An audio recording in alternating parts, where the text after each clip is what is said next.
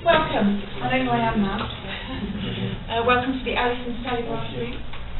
And you're in the workshop with me, Wendy Russel, about that bit in the play work principles that says that play is a biological, psychological and social necessity. So if you thought you were coming to something else, you can leave now if you like.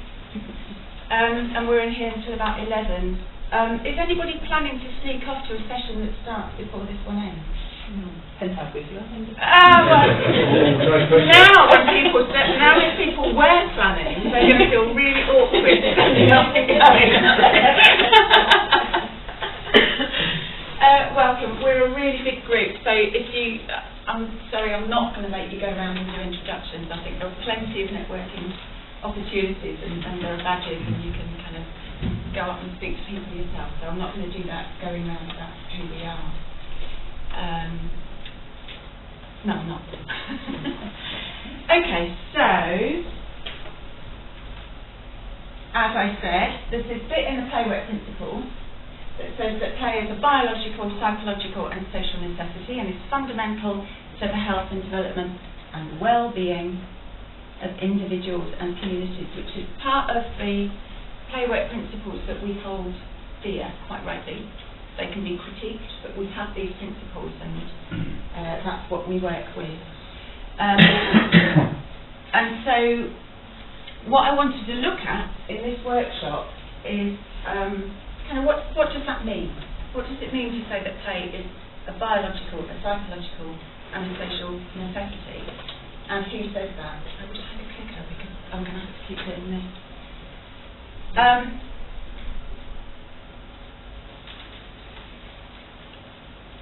I think that if we can't take our beloved mantras to task here at this conference, where can we? So what I'm going to do is ask you to question everything that you ever thought was true about children's play and see where that takes us. We don't need to convince each other about the importance of play. We're here because, you know, we have a faith, if you like, an almost evangelical faith that play is a biological, psychological and social necessity. So we don't need to convince each other. And what I'm saying about that is that this is the place above any other where we can go, is it? Might it not be? What do we actually mean by that? So that's what I'm planning to do here. And planning to ask the question, how do we know what we know about play? Which is what the philosophers call a question of, sorry, that's what happens when you do it without your notes. I'm going to do it again because I can't get it with my notes. There's this quote from Brian Sutton Smith, which is one of my favourite quotes, and he's one of my favourite play scholars as well, that says there's something in us that says we know what play is and what play isn't, even though those boundaries between play and not play might be very fuzzy. When is something play and when is it not play, and is that even the right question to ask? But we know when we're playing, and a lot of the time we know when the kids that we're watching are playing too.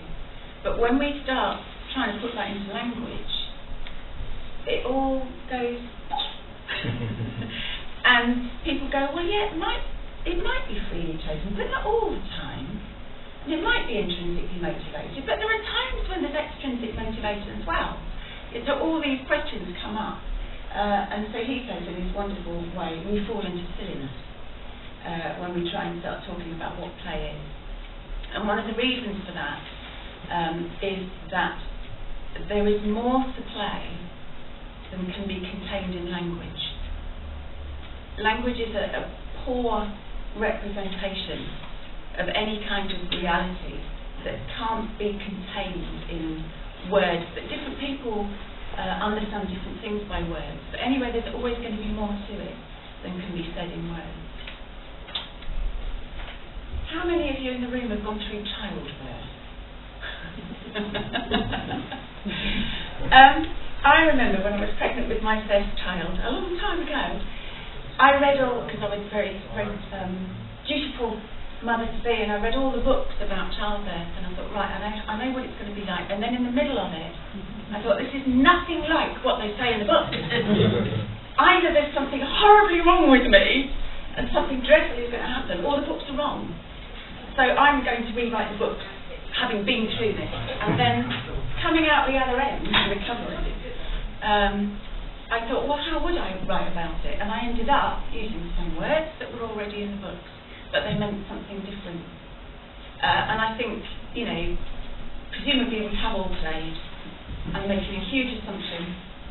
It's probably safe to say we've all been kids, but I think I can make the assumption that we've all played. But then when we try and explain that in rational, cognitive-based language, this is the bit that's missing, isn't it? That kind of emotion, what's called affect, that kind of real gut bodily engagement which makes playing so special, from, you know, the thrill of jumping from somewhere really high to the little frisson of a bit of flirting in the bar last night, you know, which is a form of adult play, if you like. And so it's that gut emotion, affect, that you just cannot put into words. Supposing scientists, because they're the clever people that come up with truths, scientists decided that play is bad for children. They've done some research, and they said the reason that we're in the mess we're in today is because children play too much, and what we should be doing is making them work really hard. Well, actually, that's what they are, isn't it? But if research explicitly said play is bad for children, what would your response be? Well, they're nuts. Well, they're nuts. Of course play isn't bad for children. We know, don't we of the faith, that play isn't bad for children, that play is a necessity. It's biological, psychological and social necessity. It says so in our principles. Just supposing more research was done at Oxford and Cambridge by really big pointy heads that said, actually, there is something to this, and we think that although play, you know, is part of our evolutionary history, maybe it's something that is a trait from the past and doesn't apply anymore to contemporary life. Maybe play is bad for children. And we've done all this research to show that the kids that play do worse than the kids that don't play. At what point? You know, then there was a documentary, and then it gets into the dailies, and then there's a Facebook page set up, and then there's all these campaign groups that say, you know, stop children playing, it's bad for them. At what point would you start to question your faith? What would it take to say to you, maybe there's something in this, maybe I was wrong? It's all about speed, isn't it? Speed?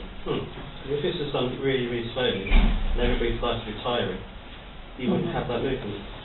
Oh, I see. So gradually that would become a discourse, an established a theory. Yeah. But if it's like fast, then people would react.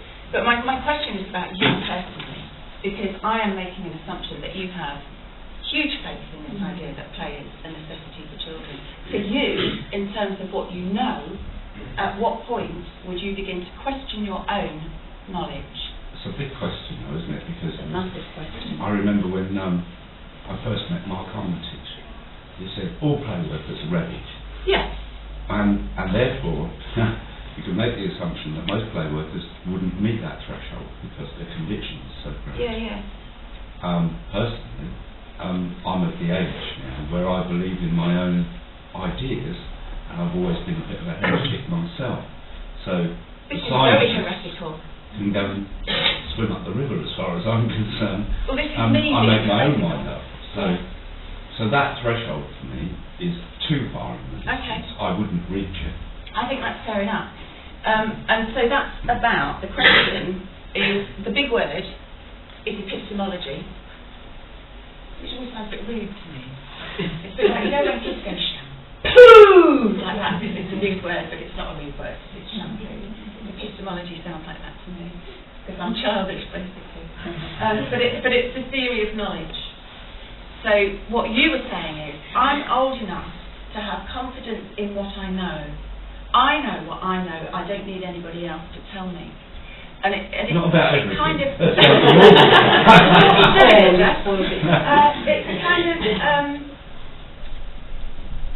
that does come with confidence and with age when you develop different ways of knowing.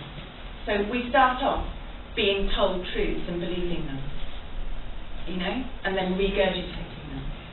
And then perhaps we might develop a slightly different voice, which is, hang on a minute, my own experiences are important as well. So you develop a personal voice, which might be in competition with the, I can't remember what it's called, received voice, I think. And gradually, we learn to merge those two things and come out with what's called a constructive voice. Different ways of knowing. Because knowledge is a power issue.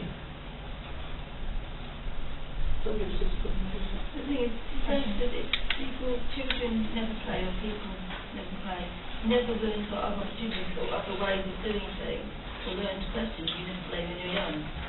When you play, you try alternative ways of doing things. Yeah. A child naturally finds their own way to do something. Yeah. So if you never give an opportunity when you're young, those formative years, you're not going to question as you get older. No, Which presumably would be a good community, thing. isn't it? You're a dull, and people But not question anything. Not question anything. It goes to our citizens is what you're saying. I mean, the government does it. Yeah. Yeah. But what you're talking about is, this is why I think play is good. Yeah. What I'm talking about is, how do we know what we know about play? It's that question about the theory of knowledge. Yeah? So, what is it that makes you so convinced that that's true? Yeah, I always, if new series come out, I always read them and question whether what I already believe is true. Because there's always stuff coming out that I thought, no, that can't be right. And then as I've got older, I think, oh, actually, that was right. Yeah. I just didn't believe it at the time. I always need to question what it is that I think that I believe in, just in case that my views are slanted, just because that's what I've always known. I don't think I got involved in play and play work and the work that I've been involved in for a long time because there was a body of evidence that suggested play was a good thing. That came much later, and I'm sure it did for a lot of us as well. So I think it was more of a choice, really. It wasn't about deciding to work in a field where there was some objective judgment that it was a good thing. It was a much more felt choice. It was a value judgment, if you like. That this is the way that I want to contribute. Yeah. These are the sorts of experiences that I want to be involved with, helping to, and that was not about evidence. So it wouldn't matter what the scientists said. I would just say, well, they've got a different version of what good is, as far as I'm concerned. I choose this version of good. They can have theirs. Except when you fill in your application form for money. Well, and then you need to pay the game. Maybe. Now that brings a lot of sort of bells with me, Adrian, that this idea of your feelings is what your knowledge is. Yeah, it's not. So knowledge is more than stuff up here. Not the mind. It's and the cortex. It comes from the heart, the feeling. Well, actually both. Yeah, because you can't separate them out. It's that idea of an embodied mind embedded in the world. So we are. You could say we're the sum of the interaction between our genes and our experiences, if you like. So it's not just about body. It is about mind, and it's about environment and how those all fit in. But mind, where is your mind? Where's your mind? Anybody? Mine's still in bed to have a couple of Mine too. We think about our minds being in our brains, don't we? But I cut you off. What else were you saying? I've lost the thread. Oh, I'm sorry. No, it's cool. Yeah, it is. It's just I was very, what Adrian was saying about sort of theory and all that stuff, kind of being knowledge and stuff. I mean, it's just it's speculation. What you kind of feel for me is Wendy, and you can pull me apart on this one, it's the truth, it's what you feel inside, and that's your knowledge, that's the real key stuff that kind of guides you through life, and what you choose to do, what contributions you choose to make. But that doesn't come from nowhere. Well, play is Comes from your visceral. heart. Sorry? Play is visceral. Play is, Yeah. we're talking about knowledge at the moment. Well, knowledge or Yeah. that's where it comes from. It's visceral and it's cognitive and it's experiential and it's all of those things. Yes, and that it comes from your childhood. You know, that knowledge, that experience, that guttural feeling is yours. You developed it yourself through your own childhood. A lot of people lose touch with that. A lot of people do lose touch with it, and you know, as a play worker, you spend a lot of time trying to remind people what that was. But it comes from within you. You know it instinctively because you've been there. And part of our work as play workers is often to take people back there and remind them what that was that they what did. it feels like. And instinctively they find it very quickly. Very quickly. But people who haven't had that can also come to know it and feel it later. Otherwise, only people who are a great playwright can become play workers. And that's not true. Wow, necessarily. So what I'm getting from this is that knowledge, is that your knowledge, your faith, is here. So then my question would be, what place does theory have in that? Does theory have a place in that? Why on earth do we study play as a subject to be studied? Because you need to communicate. Yeah, it may also play a I was just going to say, things like, people say common sense is innate, but you have to learn common sense. You sort of mix in the sort of analogies up, so it isn't actually just totally in you already, it has to come out and be seen. So generally, we think that there's a real gap between theory and practice. So theory happens over here in this ivory tower where I live, and I love it, and I keep building the tower higher and higher. And it's having nothing to do with messy practice or messy reality. Being cold on a wet Thursday afternoon on the playground. Nah, I just sit and read books and write things, and that's theory. And the idea that theory is this kind of truth. It's scientific, it's rational, it's standardised, it kind of defines, and we talk about underpinning knowledge, that theory underpins our practice. And then we use that theory to say what play workers need to know in their training, and you go on courses and you learn it. I don't think that's all necessarily true for play work. I think within play work rather than other professions, the theorists and the authors are much closer to practice than in most other professions. Well, don't you think that most theory is arisen from observation, which means they're observing practice and then they're extrapolating theory, so actually theory follows practice rather than the other way around? Well, it's kind of cycle, isn't it? So because theory comes out of practice, goes back into theory, goes back into practice, so if it's working well, it's this kind of virtuous circle. So, it strikes that theory for play work is very intuitive, so we're all very like-minded, and our intuitions are very similar. So you say something, you go, that's quite got to that point in my thinking. It chimes. Well, that seems right. But when we're approaching other people who are, you know, people. Them out there, what are not in our church. Yeah. No, I don't think they share that same intuitive belief with us, but for whatever reason it is. I do think that there's a gap there where we need to look at that wording, that very limited language that we have. Because it's all we have. Yes, it's over there. It's all we have. To communicate that. I think it's more than that, though. And I think one of the things about, the idea of the ivory tower, and the criticism of people in the play and playwork sector who don't keep up to date with their practice is they get out of touch and things become too neat and tidy. Theories are very neat and tidy. Practice is messy, isn't it? And so there is this, theory can sometimes seem, and this is what I'm hearing, theory can sometimes seem remote. and indecipherable. But what we've already said is that it's entangled. The whole thing is entangled with our connections with each other, our connections with children and with practice and with books and with scholars, all of those kinds of things. So you could see it as a tree that's intertwined. Or, Stuart can't be here, so I thought I'd better stick in something about rhizomatic thinking, which is something that my colleague Stuart Lester goes on about a lot. We often think of things using metaphors of trees. So we have branches of knowledge. So academic disciplines, psychology, there are branches of psychology.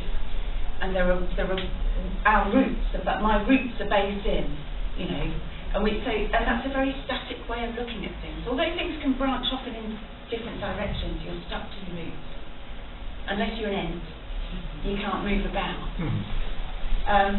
Whereas the metaphor of a rhizome, any gardeners amongst us, or chefs? What's the word you're using? Rhizome. Irises, like ginger, they're rhizomes. So it goes along like this, and it just grows, and new plants come out here. There is no roots, you can cut it off. And that's how you propagate. You can get a new plant. Well, of course there are roots. But it can go in any direction. It doesn't just grow up and have more branches. It can go in any direction, which might be linked or might be totally different from the original little bit of rhizome. As a metaphor for knowledge, I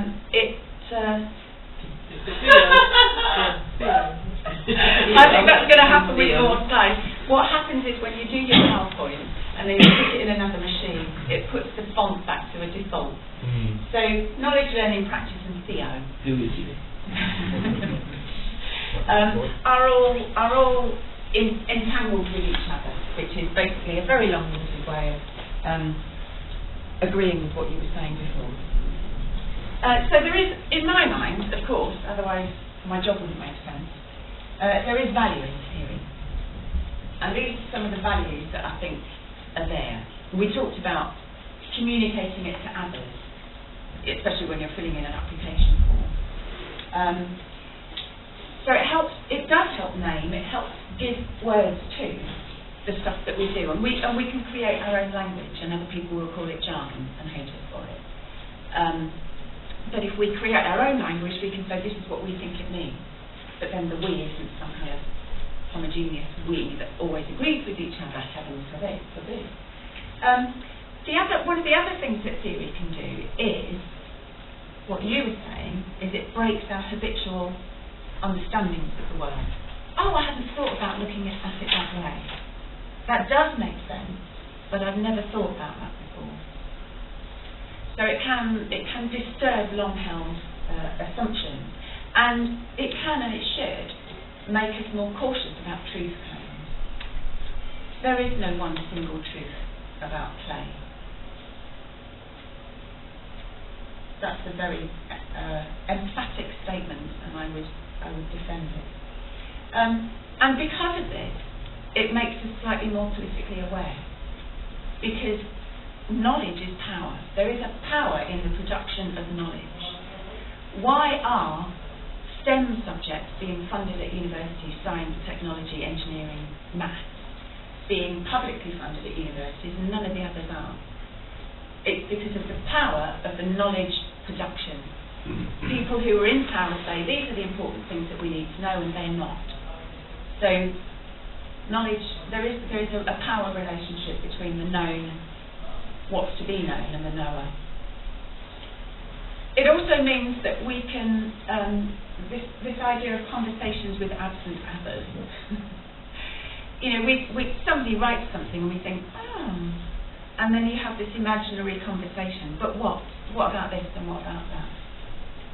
So generally, I just think it helps develop that idea of what I said at the beginning when Jeff was saying what I know. I know what I know. I'm old enough now to say that I know what I know.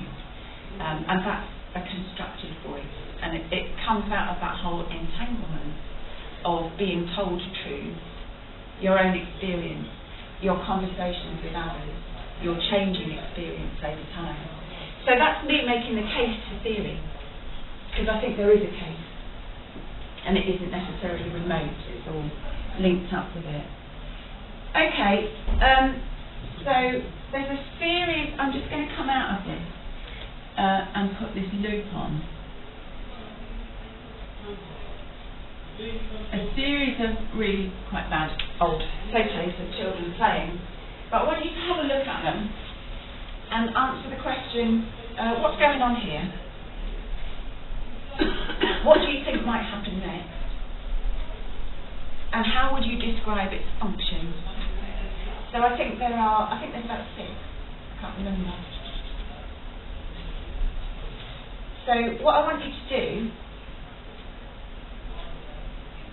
is get into small groups, however you want to do it. Choose one of these pictures and answer those questions. So what's going on? What do you think might happen next? And how would you describe its function in terms of play theory, the benefits of play? Is that alright? So you've got to move now. I always want to stay quite still. It's going to be good. We'll choose a picture. If we're not, we'll come down. We've got to see you back.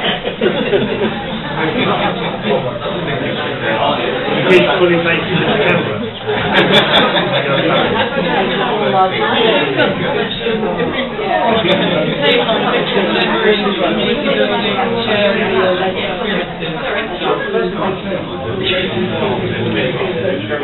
What's going to happen next?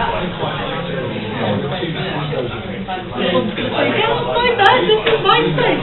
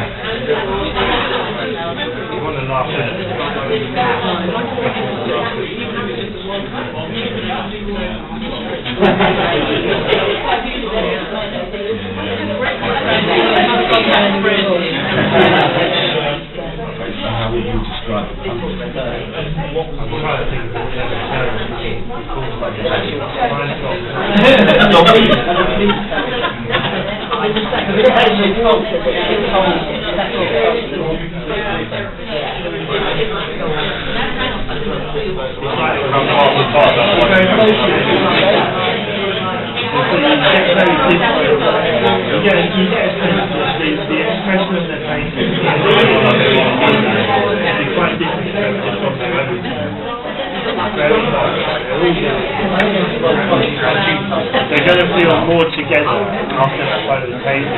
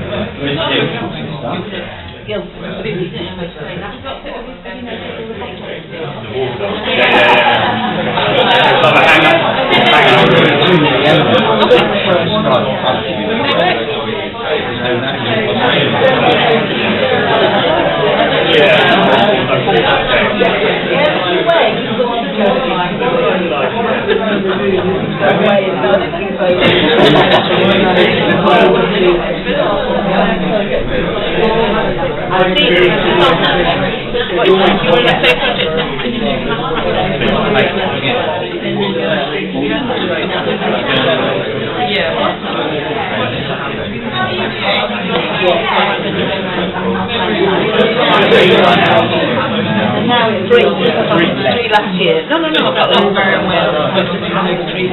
Are you nearly there? Okay. That's what we see then.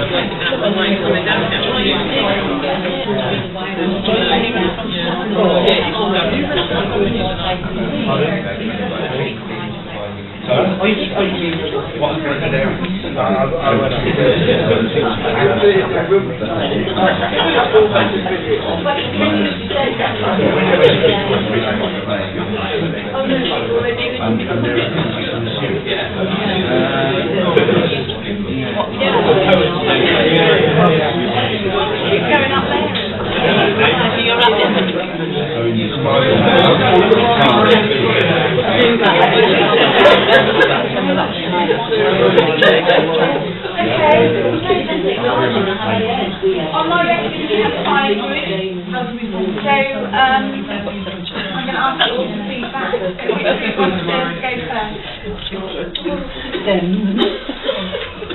John and Chris. We start with the old boys. Okay. This one. Yeah. So, me.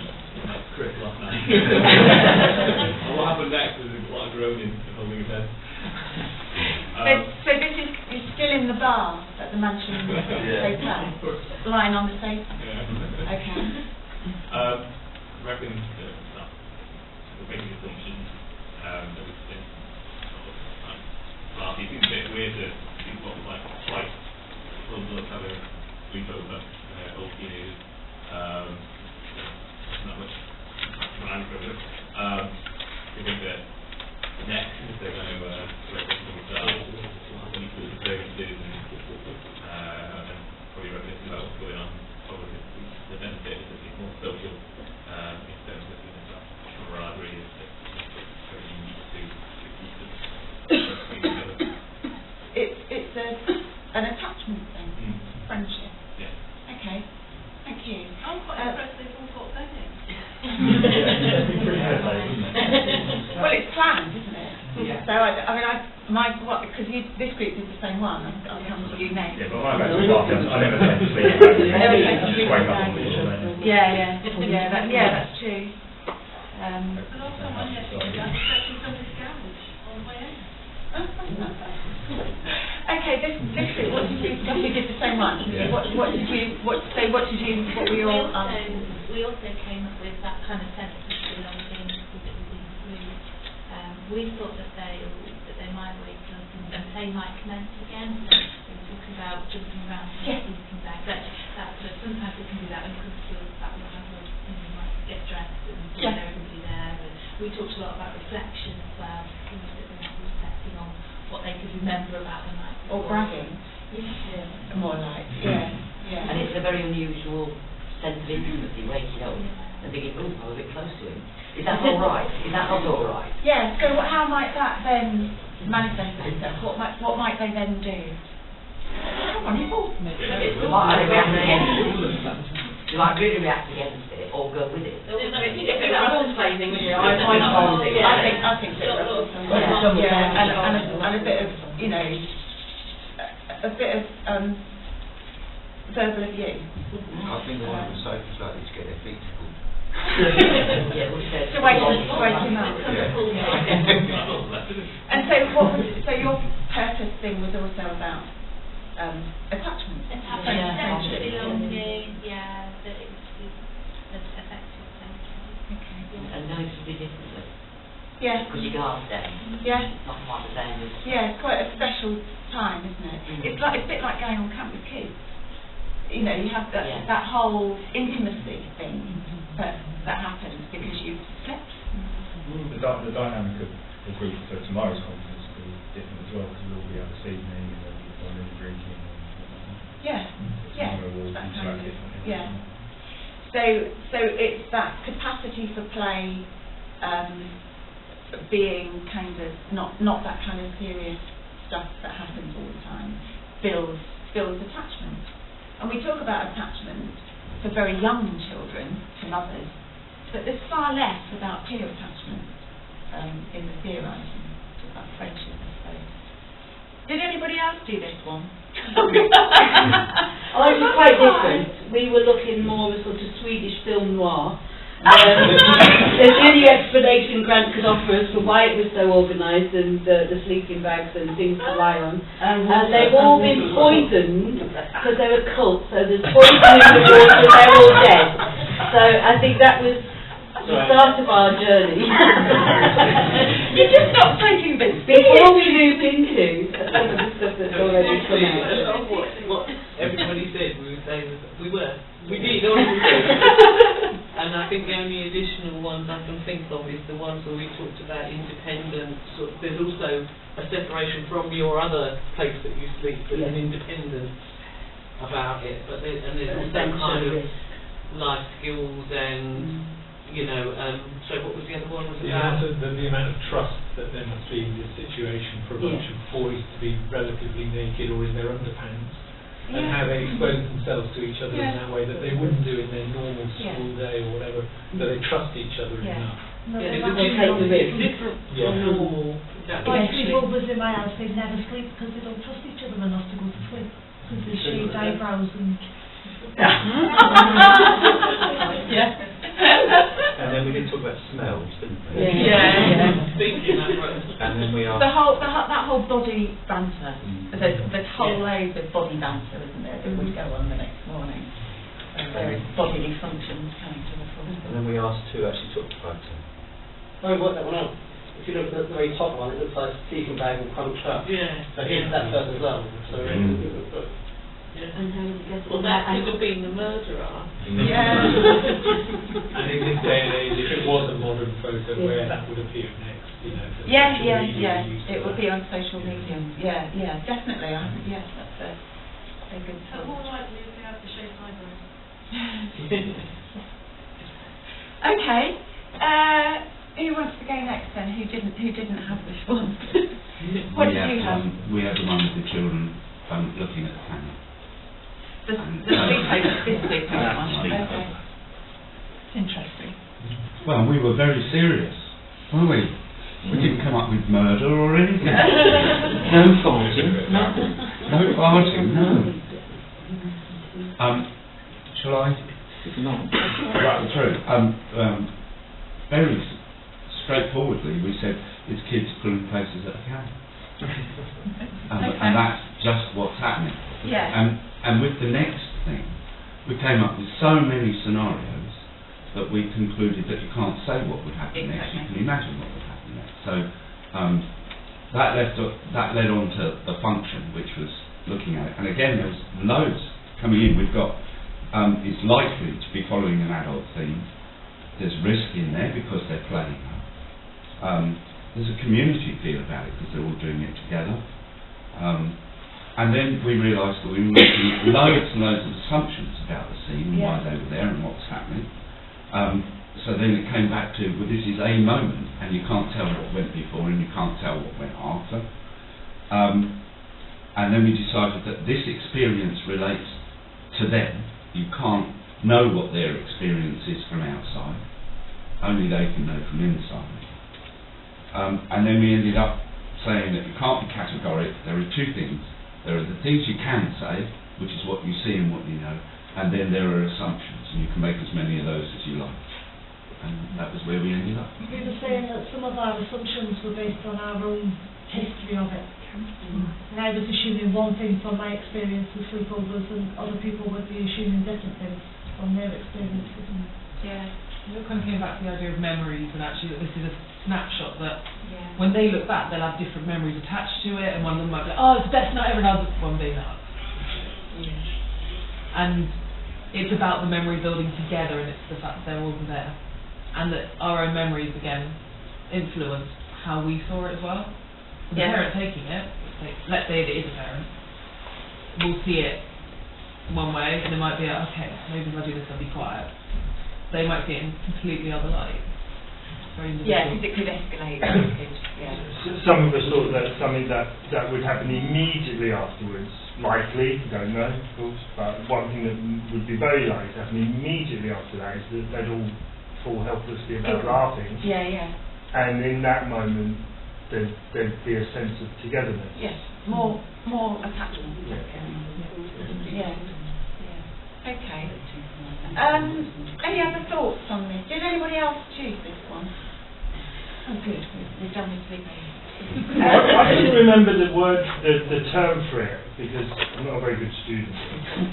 But I've been reading about how playing sometimes happens very much as a dispersed thing. It's not located in any one person. It's very much a collective thing sometimes, and this very much to me suggested that this is something that they're all doing.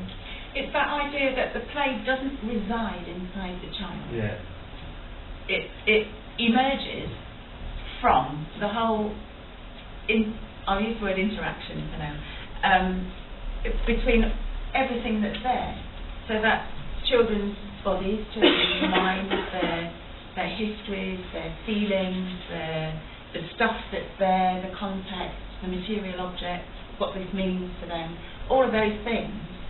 So although there are some things that tend to happen at these kinds of sleepovers, you're quite right, this moment of playing will never ever be repeated in exactly the same way. Each moment of playing is unique and therefore unpredictable.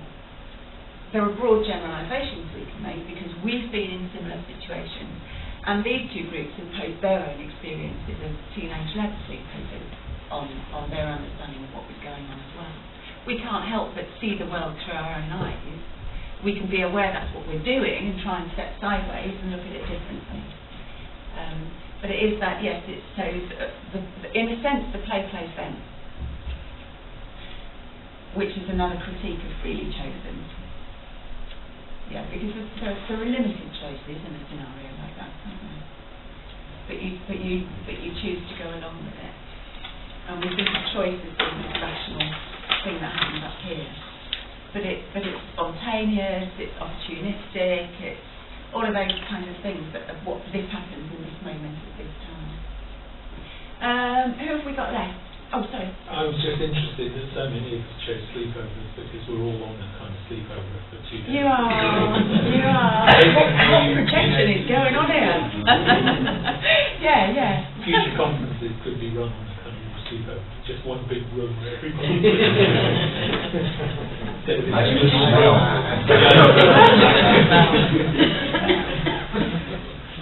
Yeah, I'm not sure I'd like to be in the same room as those having farting competitions.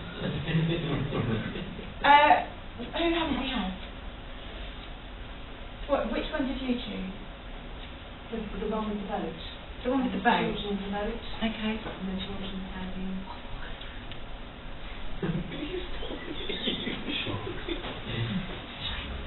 They liked it because there's almost endless possibilities of A, how they'd got there, and B, what was going to happen next. And we just felt that the way the children, just the whole body language and demeanour of the children is, that's their question too, what's going to happen next? Because if you look carefully, the side of the boat's going down. Whether it's being pushed down deliberately or whether it's going down by accident is a moot point, really. But at some point, if they continue with that, the water's going to go in the boat. And if you look at the children on the side, one of them has got the boy in the foreground has got his feet this way, but his head's turning that way. So you think, well, he was involved in something else. But actually now, it's almost like, was it two play frames that have suddenly become one because of what's going on in the boat? And are they looking because they think somebody's going to fall in and they might actually have to do something and get involved more? Or are they just curious? Or, what is going on here? Another member of the group mentioned, is that water deep or isn't it? Well, for us as adults, we'd probably say, well, it's probably not very deep because of the way it's sitting between those two bits of land. But for the children, it hasn't even crossed their mind. It's still water, isn't it? And it's that whole playing with the elements. One of the children is actually directly facing the boat, so she looks sort of as if maybe she's even more concerned. But there does seem to be a gradual drawing in of the ones on the side to what's going on in that play frame in the boat. And what's its purpose? Exploration. They want to just find out, that what's going to happen. And there's some social stuff going on there as well, isn't it? Like, about the dynamic between the travellers on the boat and those who are on the bank and how they're relating to each other. And the person who's going to come out of the boat, do they want to come out of the boat, or are they made to walk a plank, or something like that? Like, kind of like, and that whole thing about like travel and elements and like those who are left on the side, and how they're viewing the travellers and how the travellers are viewing being away from the bank. Yeah. So that kind of, it does have that kind of not anxiety, but that something is going to happen next because their attention is drawn in. I couldn't work out with that one whether the people in the boat were coming to them or running away from, or floating away from. Yeah. It makes a big difference if they're coming or going. It's really hard to tell, isn't it? Yeah, I wasn't at all sure, but in my memory there's only one person on the boat because they're my kids. But it does look like there's two. So they all know each other. They're not all my kids. We're not sure about that because did the ones on the side actually know the ones in the boat before the boat started to go down? But how do you know that? No, you don't. And I just told you don't. That might change your... They all know each other very, very well. We sort of made the assumption that that might be the case, but it's by no means clear if you don't know that. Yes. Yeah. And that noise, like a noise or movement or action coming from the boat. It's a very silent photo. Whether they know each other or not, like, you know, like this action, this noise is drawing the attention of us. Yeah. You could have just had an argument as well. They've left her in there, so it'd be like not being so that nice as children sometimes. That's really interesting because the boy in the boat is the oldest, and he's also the bravest. It doesn't always necessarily go. So this is filling in a bit of history about the picture. And he's experimenting with the boat, and the others are scared of the boat. I think they're not quite sure what's going to happen. Is it going to work, this boat? They've never had that opportunity before. Have you always taken a sort of, he's Paul Rank, he's the oldest as well, Paul Rank, kind of captain? Yeah, but he did. Kind of. It's interesting too because you mentioned noise, and I keep thinking how much the context would change with different noises. With noise, and so the youth sleeping over. Yeah. If you had the sound of war in the background, you'd have a completely different set of assumptions about what they were doing there. It would change the frame completely. Yes, absolutely. Wendy, are all the photos of your children? Sorry? Are all the photos of your children? No. Yeah. All the ones apart from the two sleepovers. Yeah. So they're old. They're very old pictures. Yeah. So this one's got a 5-year-old now. Yeah. Who haven't we had? Is that everybody? Great.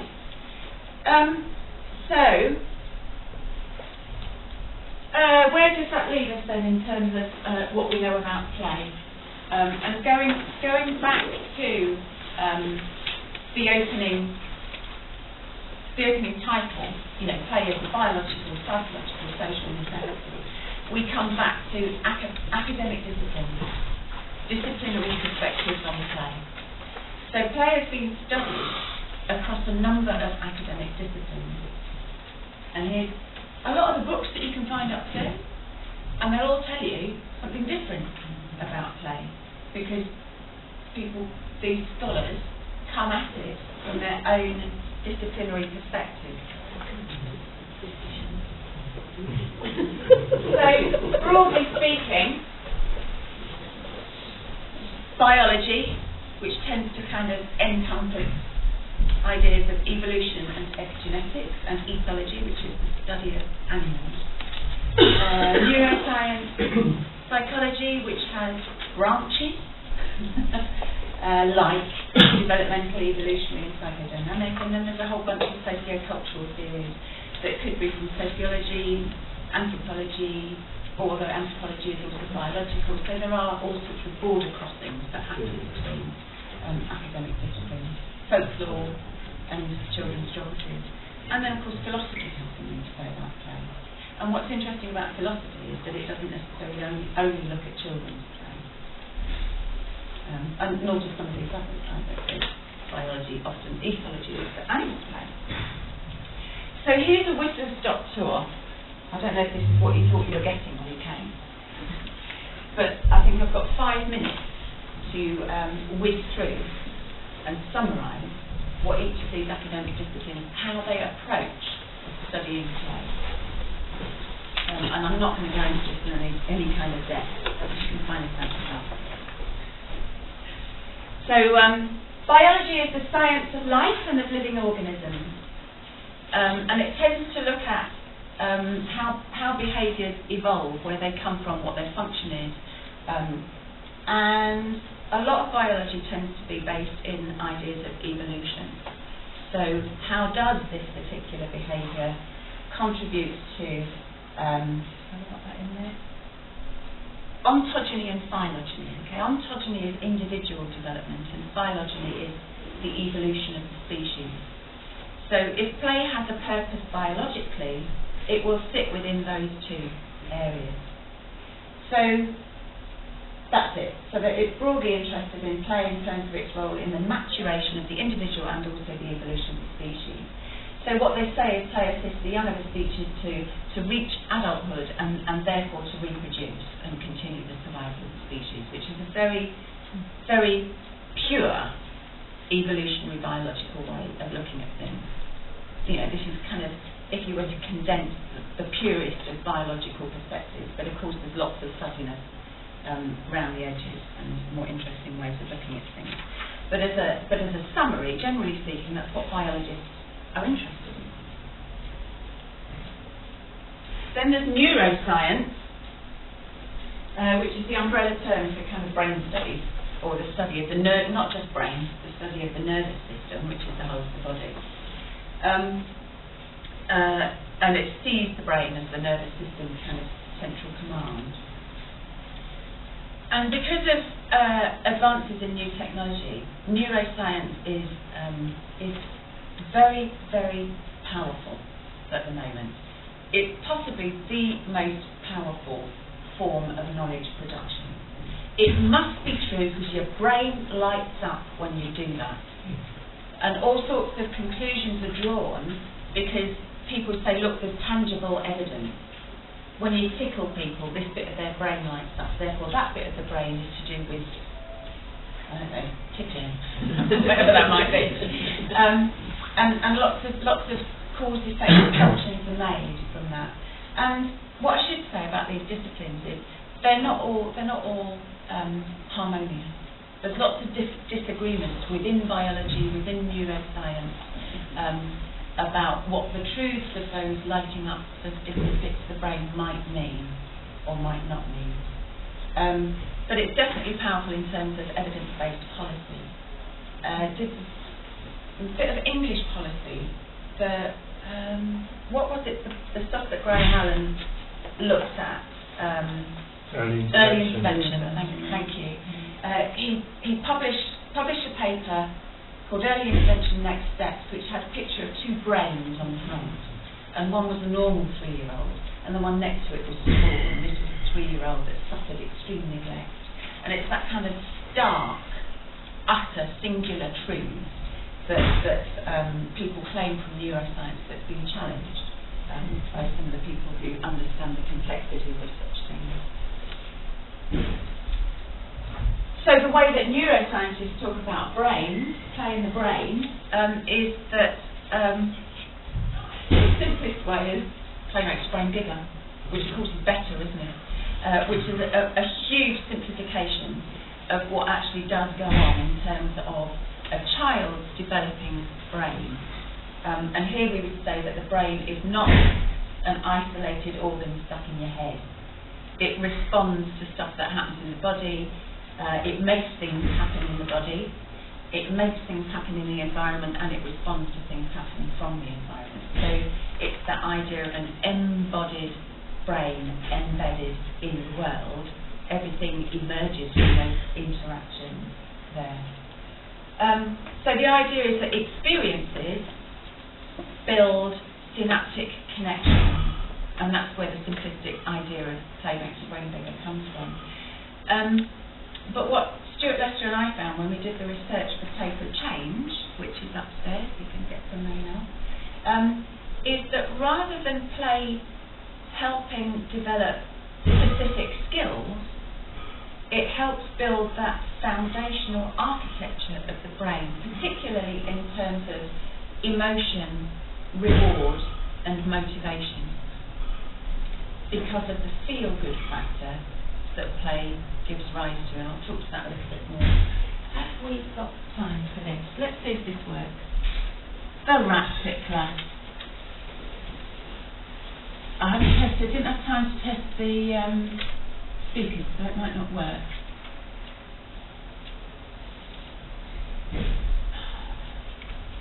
Talk to me. Who's the rat tickler? Anyone know? Yeah, I'm there. Thank you. What was that? Yeah, Pamsket. You'll find out in a minute. We appear not to have sound. Okay.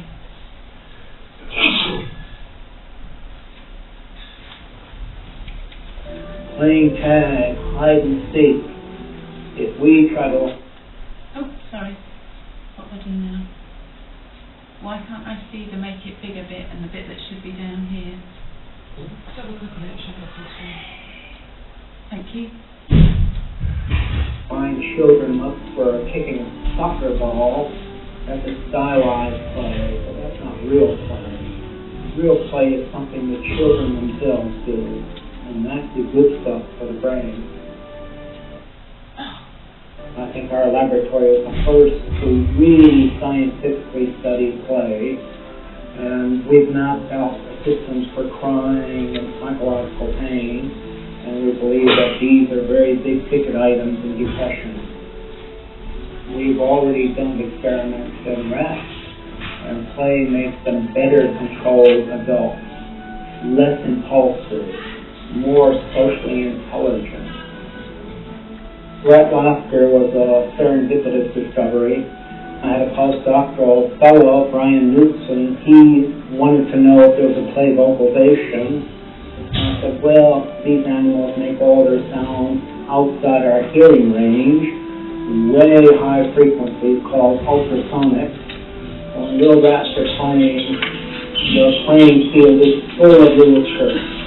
And we studied these chirps for 5 years. When I finally woke up one morning and said, perhaps it's laughter, I went into the laboratory and I said, let's go tickle some rats. And we went and tickled the first rat, and these ultrasonics came on outrageously, you know, the highest levels we'd ever seen.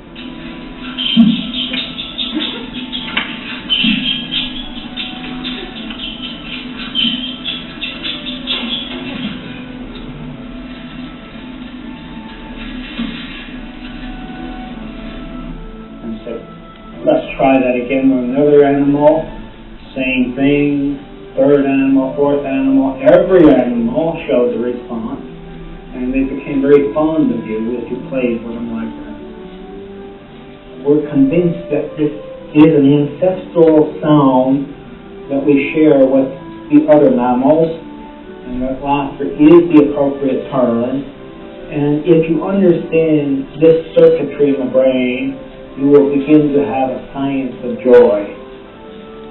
And once we identify all the molecular pathways for joy, then there are bound to be medications that can be developed that work very differently from the present antidepressants, which kind of just suppress things. They can reduce feelings of psychological pain, but they cannot produce positive feelings. Depression actually blocks certain kinds of gene pathways, and other people have found that play increases these gene pathways. So it looks like depression and play are opposite sides of a coin.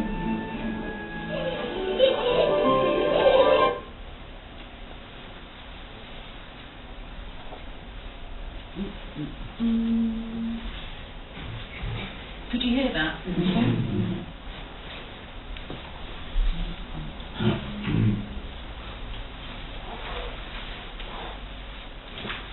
So play and depression are opposites, something that Brian Smith has said as well. So the opposite of play is work, it's depression.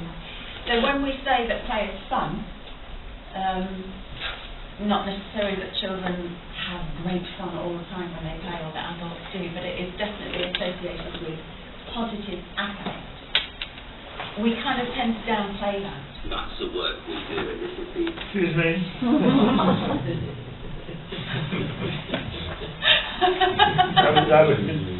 That was a little tiny snip of the Today program. Just lingering now, like they finished hours ago. All right. Lately, playing with his machine. Yeah. Sorry about that. So it's the bit of play that we tend to think is the least important. That whole thing about having a good time, being associated with positive affect. It comes up when we talk about memories, and we go to the kind of affective side of playing.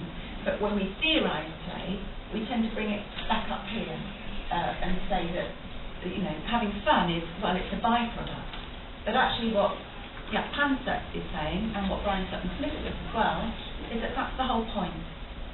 Everything stems from that positive affect, and it motivates you to play more. So what play prepares you for is more play, rather than adulthood. And it's, to be honest, it's what makes life worth living. It's the only thing that makes life worth living, however you play, child or adult. Okay, so that's neuroscience. Psychology, interest is in the relationship between play and mental processes and behaviour.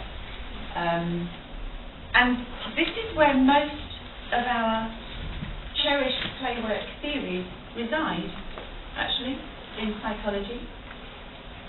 So people like Fraser Brown tends to write from a developmental psychology perspective.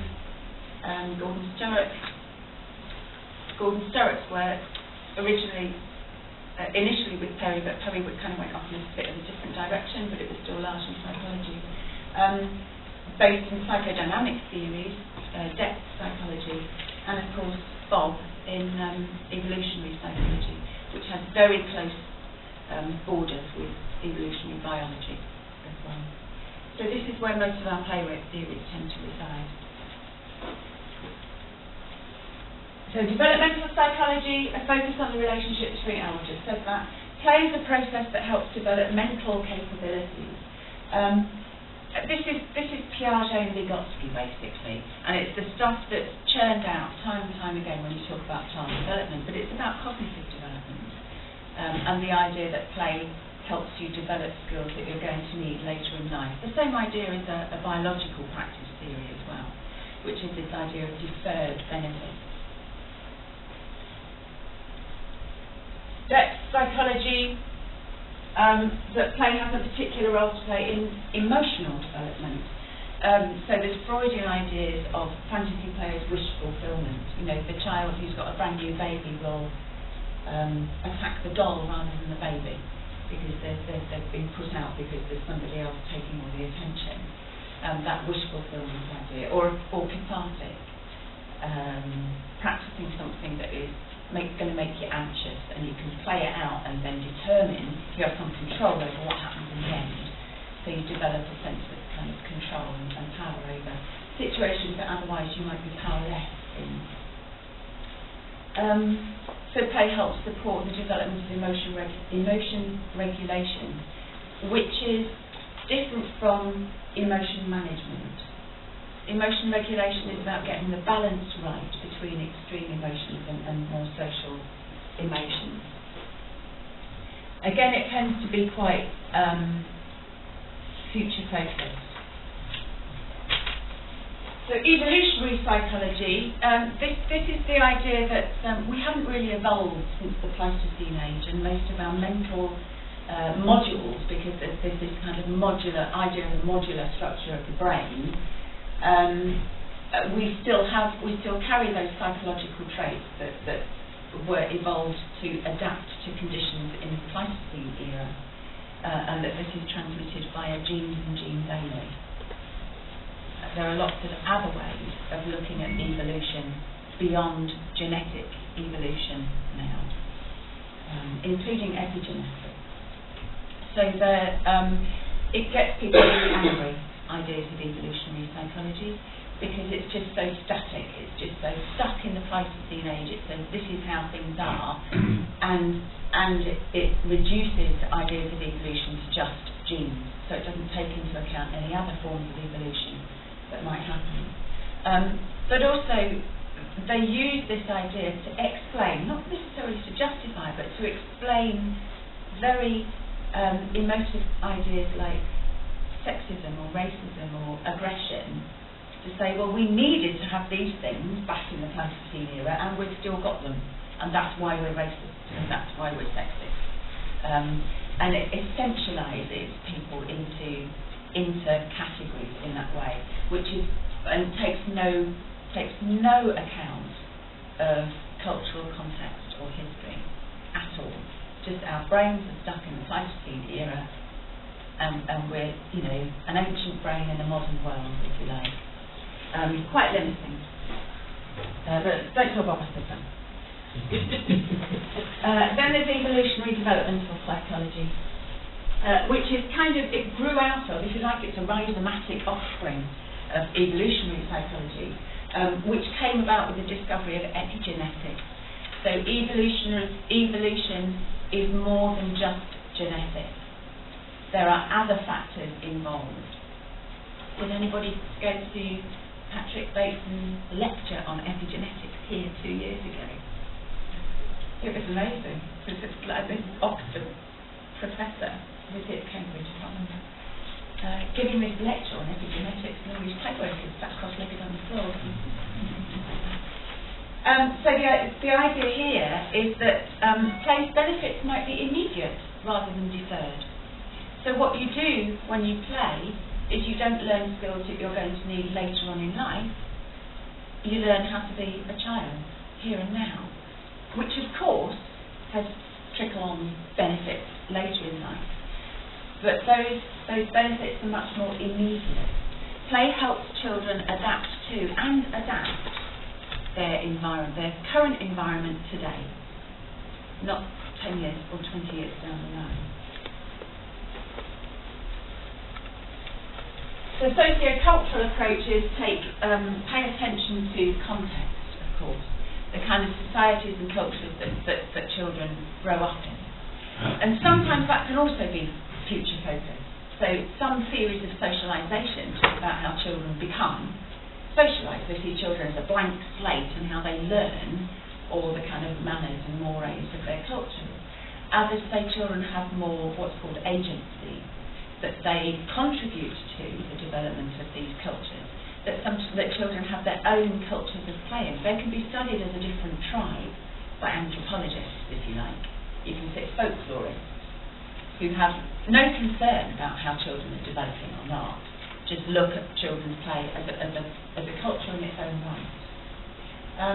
And these are the kinds of studies that have those delightful stories of how children subvert adult norms, resist what adults want them to be as children and adults.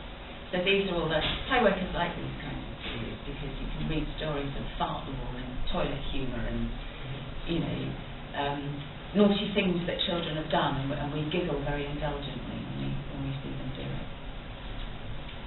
It's a very skim idea. And there's more, of course, geography, anthropology, philosophy. And the idea about this is that borders are fuzzy. There is much more now, there is much more border crossing than there used to be between disciplines.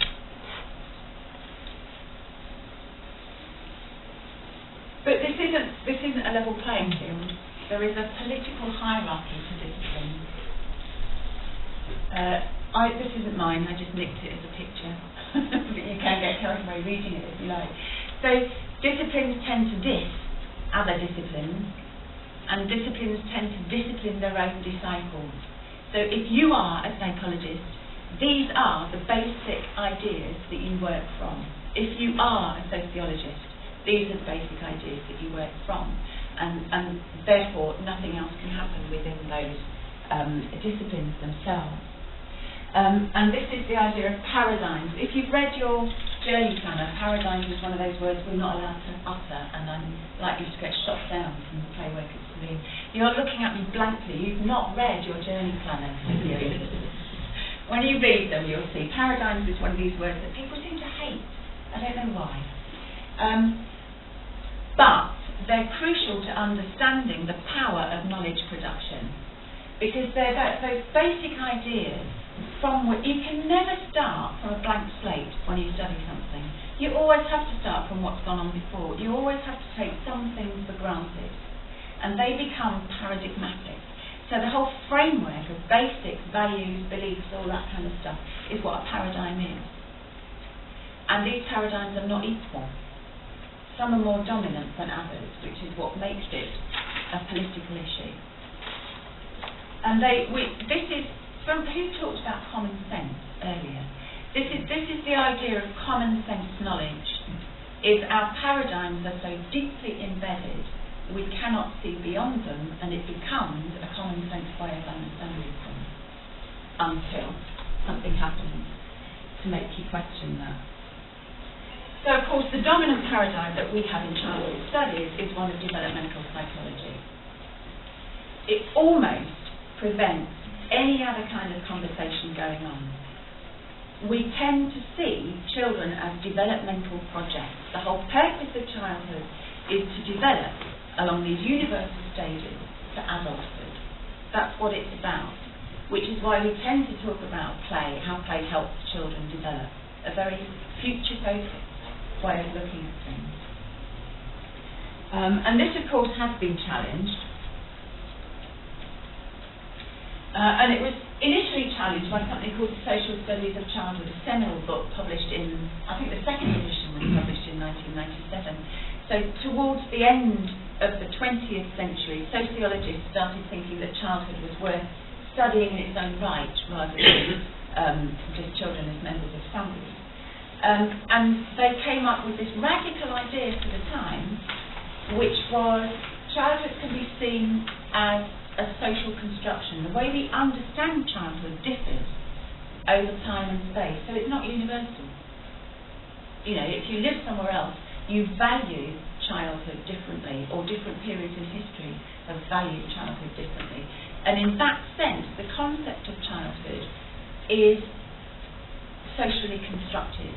And this was the radical paradigm shift that the social studies of childhood brought in.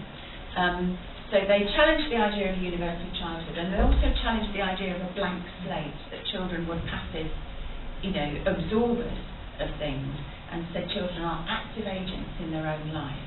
They actually contribute to their own development.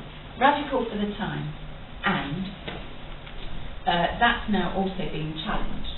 So they took this argument to such a place where they almost denied any biological aspect of childhood whatsoever. And they said, we're sitting over here in sociology and it's all culture, none of it's nature. And then things started moving on a bit. 10 years ago now, Alan Prout published The Future of Childhood, which is also upstairs, which was a further radical thinking. He said, I think we've done all we can do with this idea of social construction, and actually it's setting up another false binary between nature and culture.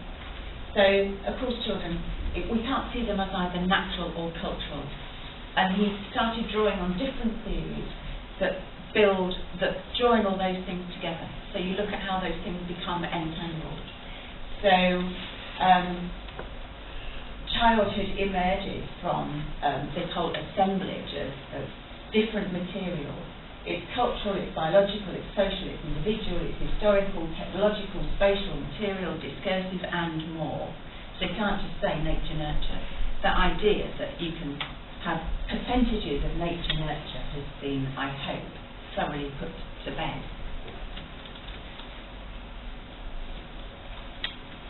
So this dominant paradigm really influences the way that we understand the studies of play. So we seek to define, categorise, there are 16 play types.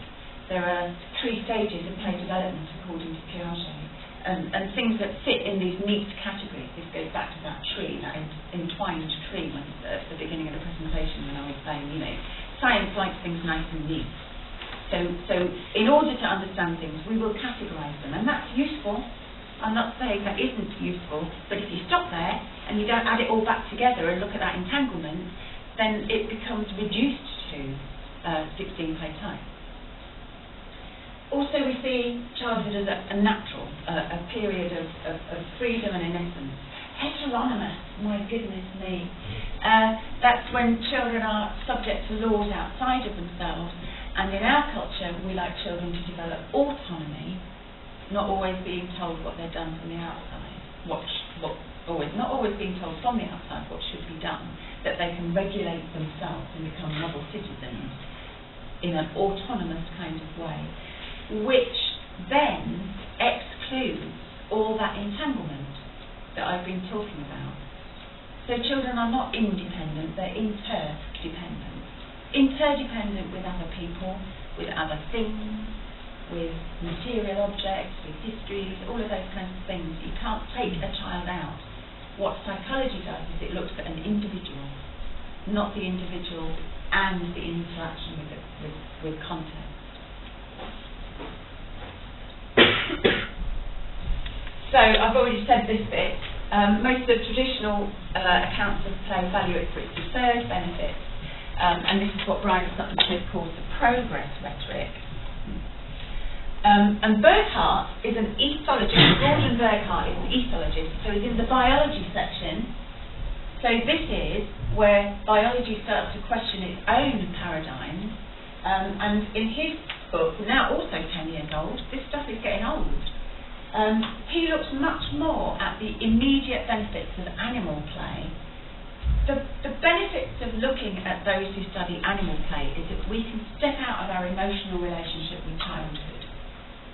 So if you get theories of animal play, we're less invested in them.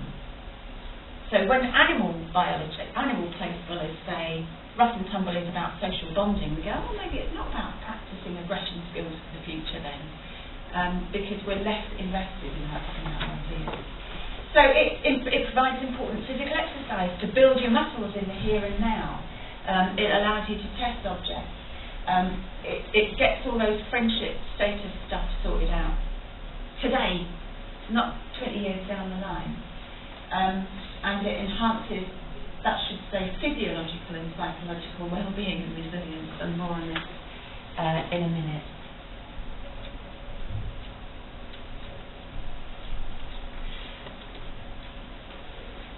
So what he says is that one of the conditions for play to arise is that juveniles feel relatively secure. So they're not starving hungry and they're not under immediate threat from predators, if you're talking about animal play. And although there have been studies that show that children play in extremely stressful situations, like George Eisen's work of Play in the Holocaust, generally speaking, play arises when children feel relatively secure. We can say that play is a way, we often talk about play as problem solving, but actually it's more problem creation. If you think of the game of He, why on earth make yourself terrified to be chased? That's a problem creation, isn't it? And it's because of the sheer vitality of emotions that produces in the relative safety of saying this is only a game. I can be terrified of the monster chasing me and experience that terror, which is just so enlivening for the time of play. And what Spinker and his colleagues say is that this is kind of claiming for the unexpected. If you deliberately create uncertainty in your play, you develop all sorts of skills, again these architectural skills, in dealing with uncertainty. The evolutionary developmental psychologist Tony Pellegrini and people like that, and also Peter Gray, who we're going to be talking to later, say that children, they both adapt to their current environment, and they do this thing called niche construction. They find their place. They can affect the environment and be affected by it and adapt. And what underpins all of this, the value of all of this, goes back to that stuff that the rat pickler was saying, which is it's about feel good, it's about joy. The pleasure of playing is we seek a more than neutral state. It's not enough just to be okay between joy and sadness. We seek something slightly better. This is what keeps us going day after day. We call it hope. And it's a very human characteristic, and we seek that state of being more than neutral pleasure, and that's what play gives us, children and adults. When we did Play for Change, we stole a term from the resilient scientist Anne Maston on ordinary magic, and it's about resilience and I'm running out of time. So these were the areas of resilience that we thought play help children develop in the here and now. Emotional regulation, total and positive affect, uncertainty and stress response systems. These are all things that I've talked about, and this is just summarising them. Secure attachment, so sleepovers and play culture, and also place attachment.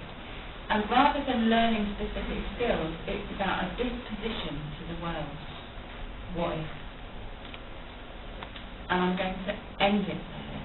But I want you to take a question with you, because we haven't got time to discuss it, which is, if these are all the benefits of playing,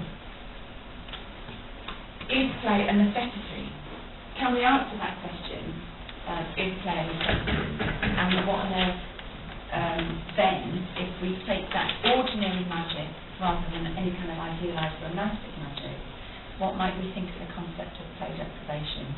But that's the end. We haven't got time to talk about it now. But I shall be in the bar tonight, or wherever we're going tonight, if you want to come up, say